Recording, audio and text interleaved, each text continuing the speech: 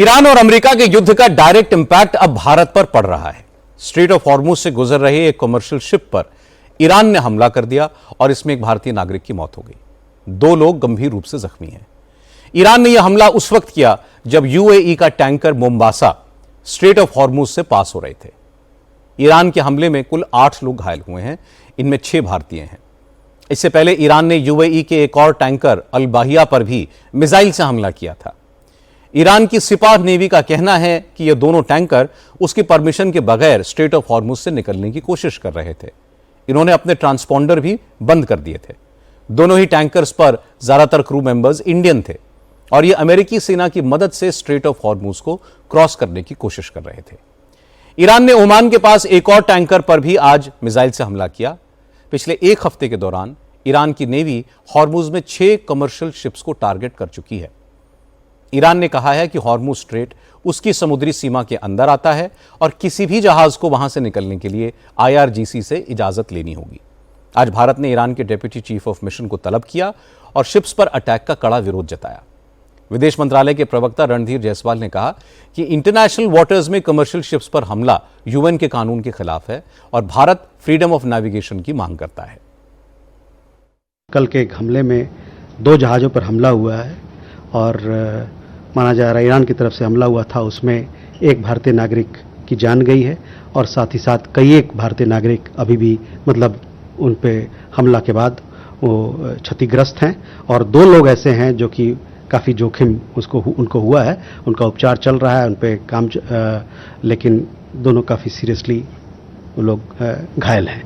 तो हम लोगों ने अपना विरोध उनको किया कि ये सब बंद होना चाहिए हमला, और इसमें हमारे खासकर जो कमर्शियल शिपिंग है जिसका जो एक अंतर्राष्ट्रीय कानून के तहत इसका संचालन होता है उसमें कोई किसी प्रकार की बाधा नहीं आना चाहिए। पश्चिम एशिया में जो भी गतिविधियां चल रही हैं उस पर हम लगातार नज़र रखे हुए हैं।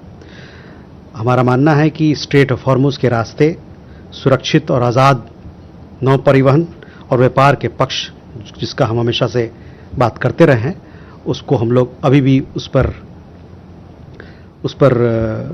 उसको जोर देते हैं, उस पर बल देते हैं और ये ज़रूरी है क्योंकि इससे यह सुनिश्चित किया जा सकता है कि लोगों का आर्थिक सुरक्षा, उनके ऊर्जा का सुरक्षा पूरे दुनिया में, सिर्फ भारत में नहीं पूरे दुनिया में उस पर आधारित है और ये नौ परिवहन अगर आज़ाद तरीके से चलेगा तो उनकी आर्थिक और ऊर्जा सुरक्षा को सुनिश्चित किया जा सकता है। इस बीच ईरान पर अमेरिका के हमले तेज होते जा रहे हैं। आज अमेरिकी सेना की सेंट्रल कमांड ने पर्शियन गल्फ और स्ट्रेट ऑफ हॉर्मुज के आसपास ईरान की कई मिलिट्री इंस्टॉलेशंस पर जबरदस्त बमबारी की। ईरान पर हमले के लिए अमेरिका ने फाइटर जेट्स और मिसाइल्स के साथ साथ वाटर ड्रोन्स का भी इस्तेमाल किया। अमेरिकी सेना ने दावा किया कि उसके हमले की वजह से ईरान के किश, बुशहर, जास, बंदर कंगन, चाबहार और बंदर अब्बास पोर्ट्स को बहुत नुकसान हुआ है। अमेरिकी नेवी ने ईरान के पोर्ट्स की नाकेबंदी भी शुरू कर दी है। प्रेसिडेंट डोनाल्ड ट्रंप ने धमकी दी है कि आज रात अमेरिका ईरान पर जबरदस्त हमला करेगा, तबाही मचाएगा और इसके बाद ईरान की बची कुची ताकत भी खत्म हो जाएगी। हालांकि ट्रंप ने अमेरिकी कार्रवाई के बदले अरब देशों से बिजनेस डील्स करने की भी बात कही और उम्मीद जताई कि लड़ाई के ताजा दौर के बाद ईरान के साथ डील हो जाएगी। We're hitting them very hard. We had a deal yesterday or the day before yesterday, it was all done, and then they broke up that deal immediately because they found out there was something in the deal they didn't like, and they're wired differently, and we're not going to put up with it. We are just going forward. We're attacking them tonight.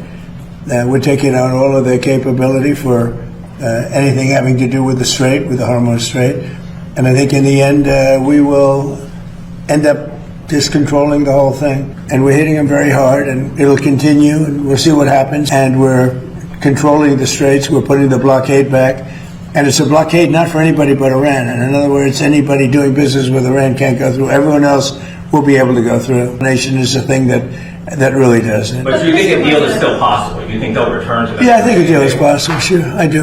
Yeah, I want to be reimbursed because we're protecting a very rich portion of the world. We're spending money. And so what we've done is we are going to be reimbursed for protection. We're protecting by the countries that we're helping.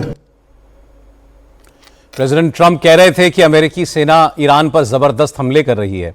इस बार target यह है कि Hormuz में दखलंदाजी की ईरानी ताकत को खत्म कर दिया जाए। इसलिए ईरान की नाकाबंदी फिर से शुरू हो गई है। हालांकि ट्रंप ने उम्मीद जताई कि ईरान से अभी भी डील हो सकती है, लेकिन अब अमेरिका स्ट्रेट ऑफ हॉर्मूज को अपने काबू में रखेगा। अमेरिकी हमले के जवाब में ईरान भी मिडिल ईस्ट के कई देशों में अमेरिकी मिशंस को निशाना बना रहा है। आज बहरीन में अमेरिकन नेवी के 5th फ्लीट का हेडक्वार्टर एक बार फिर से ईरानी हमलों का निशाना बना। बहरीन के अलावा ईरान ने जॉर्डन, कुवैत और यूएई में अमेरिकी मिलिट्री बेस को टारगेट बनाया। ईरान के विदेश मंत्री अब्बास अरागची ने कहा है कि ईरान किसी भी कीमत पर स्ट्रेट ऑफ हॉर्मूज में अमेरिका का दखल स्वीकार नहीं करेगा। अरागची ने हॉर्मूज से आने जाने वाले शिप्स पर टोल लगाने के प्रेसिडेंट ट्रंप के प्रस्ताव का स्वागत किया। ईरान के विदेश मंत्री ने कहा कि उनका देश इतना टोल नहीं लगाएगा जितना राष्ट्रपति ट्रंप कह रहे हैं।